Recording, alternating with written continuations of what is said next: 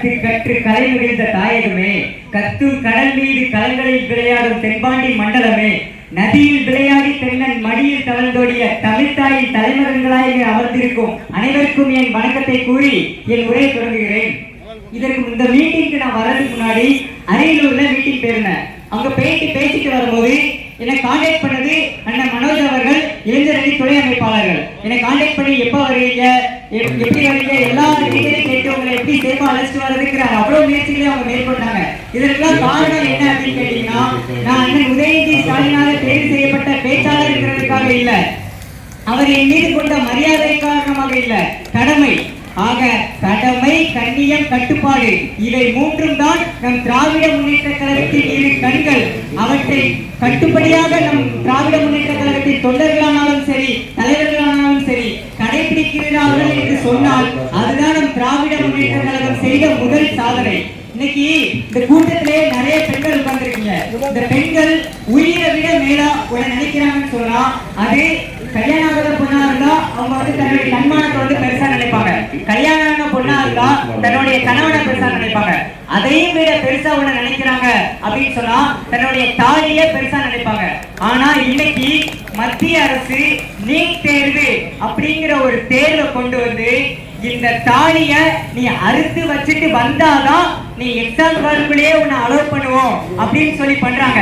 After all ஒரு எக்ஸாமுக்கே பெண்களுடைய தாலியை அறுக்கக்கூடிய ஒரு கட்சி தமிழ்நாட்டுக்குள்ள ஆட்சிக்கு வந்தா தமிழ்நாடுடைய நிலை என்னன்னு யோசிச்சவர் தான் நம் முதல்வர் முத்துவேல் கருணாநிதி ஸ்டாலின் அவர்கள்.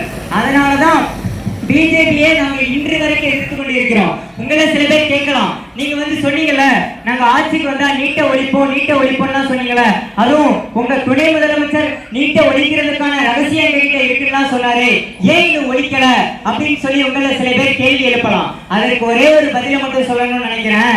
நீட் ஒழிப்பு மசோதா அப்படிங்கிற ஒரு மசோதாவை தயார் பண்ணி நம் முதலமைச்சர் அவர்கள் அதை குடியரசுத் தலைவருக்கு ஒப்புதலுக்காக அனுப்பினாரு.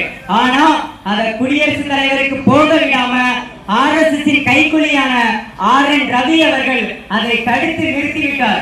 சரி, ஒரு முறை தான் தடுக்கிறீங்க, தடுத்தா தடுத்துட்டு போங்கன்னு சொல்லி மீண்டும் ஒரு முறை நீட் விலக்கு மசோதாவை முதல்வர் தயாரித்து அதை குடியரசுத் தலைவருக்கு அனுப்புறாரு.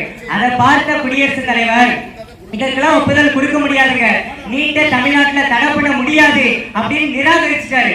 இதற்கு காரணம் பிஜேபி கைக்குடியாக இருக்கக்கூடிய RN ரவி அவர்கள் மற்றும் குடியரசுத் தலைவர்கள் மட்டும்தான் காரணம். நம் திராவிட முன்னேற்ற கழகம் இதற்கு காரணமே கிடையாது.